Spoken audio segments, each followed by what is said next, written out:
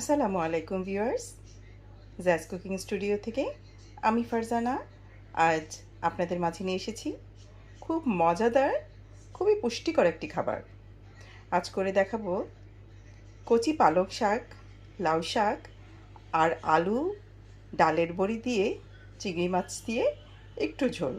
শুনতে খুব ভেজালে মনে হচ্ছে, আসলে মোটেই না। খেতে খুব মজাদার, রান্না করতেও খুব সহজ। চলুন দেখে নিই কীভাবে রান্না করলাম। কচি পালং শাক আর লাউ শাক দিয়ে কুড়া চিংড়ির একটু ঝোল রান্নার জন্যে প্রথমেই এরকম সাইজের ছোট ছোট গুঁড়া চিংড়িগুলোকে আমি ধুয়ে, পরিষ্কার করাটা কষ্টকর। এখানে মাথার সামনে যে আঁশগুলো, শুলটা আছে, মাঝে মাঝে হাতে ফুটে যায় আমার, আমি অত এক্সপার্ট না। এগুলোকে আমি একটু শুকনো প্যানে একটু, যদি কড়া আছে, একটু ভেজে নেই, তাহলে শুলগুলো পুড়ে এমনিতেই খুলে আলগা হয়ে যাবে, আমাকে আর কষ্ট করে একটা একটা করে বাছতে হবে না। তা আমি এগুলোকে একটু বেছে নিচ্ছি, ভেজে এগুলোকে একটু বেছে নিব আর কি। এই তো 3 থেকে 4 মিনিট মিডিয়াম আছে, মিডিয়ামও না, মিডিয়াম টু লো আসলে এরকম আছেই ভেজে নিলেই এটা সুন্দর মতো হয়ে যাবে।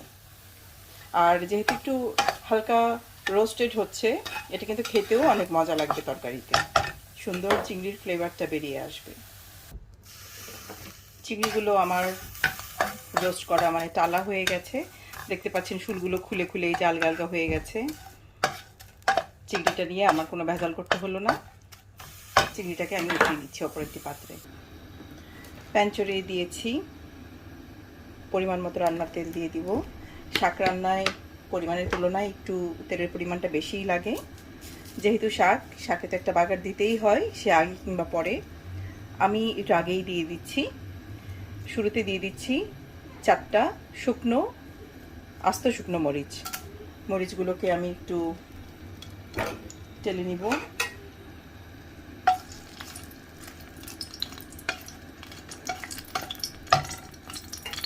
মরিচগুলো একপাশে হতে হতে আমি দিয়ে দিচ্ছি কয়েকটা রসুনের কোয়াকে আমি একটু এভাবে গোল গোল করে কেটে নিয়েছি।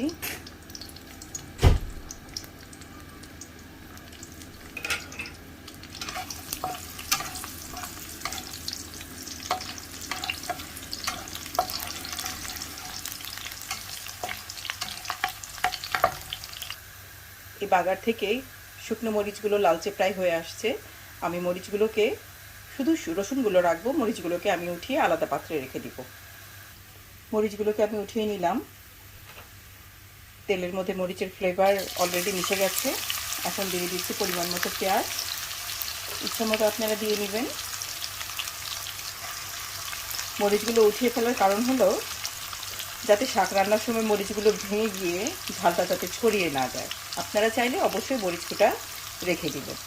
আমি বাচ্চারা যেহেতু খাওয়াবো ওদেরকে আজকে শাক, তাই মরিচগুলোকে তুলে নিয়েছি। পরবর্তীতে রান্না শেষে আমি মরিচগুলোকে অ্যাড করে দিব, যাতে মরিচগুলোকে আস্ত খেয়ে নিতে পারি আমরা, আর বাচ্চাদের ঝাল না লাগে।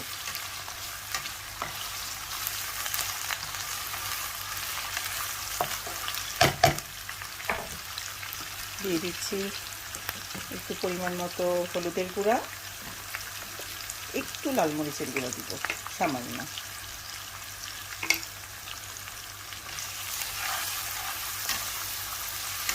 আর কোনো মশলাই আমি এর মধ্যে অ্যাড করব না। মশলাগুলো কষানোর মাঝেই আমি আমার ভেজে রাখা বা তেলে নেওয়া চিংড়িগুলোকে দিয়ে দিচ্ছি।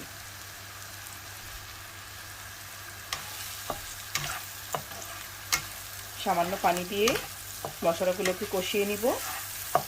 শাক রান্নায় একটা জিনিস আসলে আমাদের মাথায় রাখতে হবে, শাক কিন্তু আপাত দৃষ্টিতে দেখতে অনেক মনে হলেও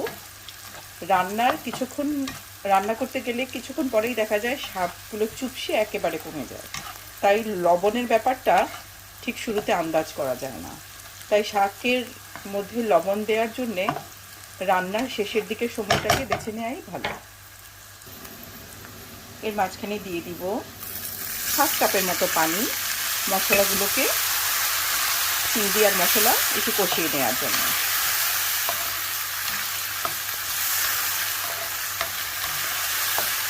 একটু ভালোভাবে কষিয়ে নিলে মশলার কাঁচা গন্ধটা চলে যায়, খেতে খুব ভালো লাগে।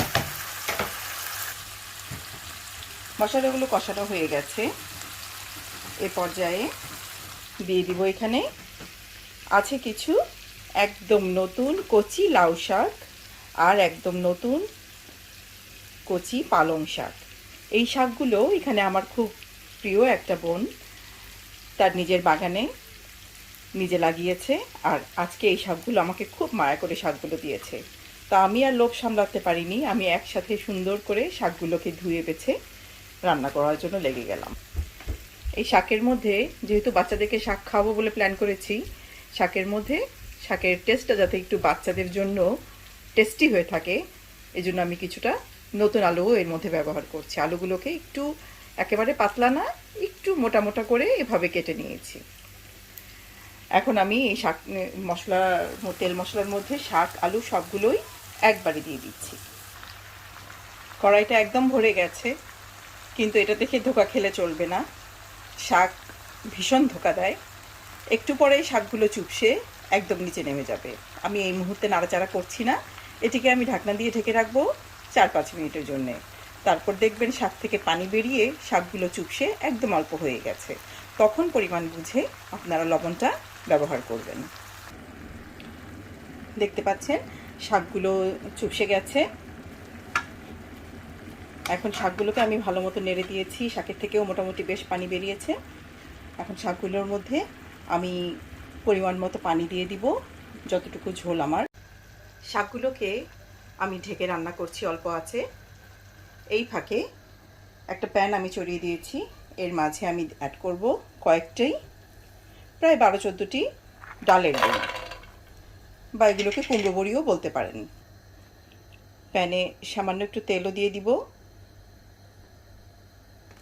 কুমড়ো বড়িগুলোকে প্যানে সামান্য তেলে আমি একটু টেলে নিব, যাতে বড়িগুলো হালকা লালচে রং ধারণ করে। পুড়িয়ে ফেলবো না, অল্প আছে এগুলোকে একটু লালচে লালচে করে টেলে নিব।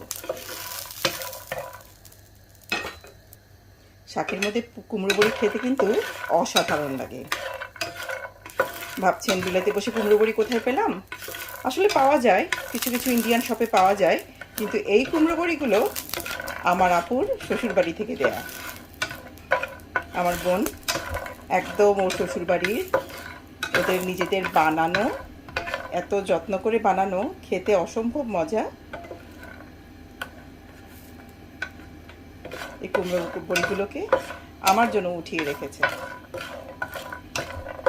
আমার হাজব্যান্ড খেতে খুবই পছন্দ করে, আমারও ভালো লাগে আসলে, বাট প্রিয় মানুষগুলো যখন খেতে খুব পছন্দ করে তাদের জন্য রান্না করেও একটু অন্যরকম শান্তি লাগে, তাই না? হয়ে গেছে ভাজা কুমড়ো বড়িগুলোকে, এখন আমি শাকের সাথে অ্যাড করে দিব। বড়িগুলোকে ভালো করে মিশিয়ে দিব। মনে রাখতে হবে কুমড়ো বড়িও কিন্তু বেশ অনেকটা পানি শুষে নেয়। প্রয়োজনে লবণটা চেক করে কিছুটা অ্যাড করতে লাগলে অ্যাড করে নেবেন।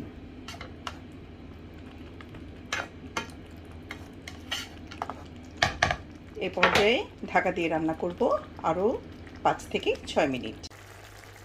হয়ে গেল শাক রান্না। এখন আমি উপর দিয়ে শুকনো মরিচগুলো দিয়ে দিচ্ছি। ব্যাস, খাওয়ার জন্য একেবারেই তৈরি। ডালের বড়ির জন্যে শাকের মধ্যে কিন্তু একটি বাড়তি আর অন্য রকমের স্বাদ আর ফ্লেভার অ্যাড হয়ে গেছে। আশা করি আমার আজকের এই রেসিপিটি আপনাদের ভালো লেগেছে। আপনারা চাইলে ডালের বড়ি যদি স্কিপ করতে চান অবশ্যই স্কিপ করতে পারেন, কিন্তু বিশ্বাস করুন অ্যাড করলে যে কী অসাধারণ স্বাদ, একবার খেয়েই দেখুন। আমার রেসিপিটি ভালো লেগে থাকলে বাসায় অবশ্যই একবার ট্রাই করবেন। কমেন্ট বক্সে কমেন্ট করে জানাবেন রেসিপিটি কেমন লাগলো। আর আমার চ্যানেলে গিয়ে চ্যানেলটিকে লাইক, শেয়ার এবং সাবস্ক্রাইব করবেন।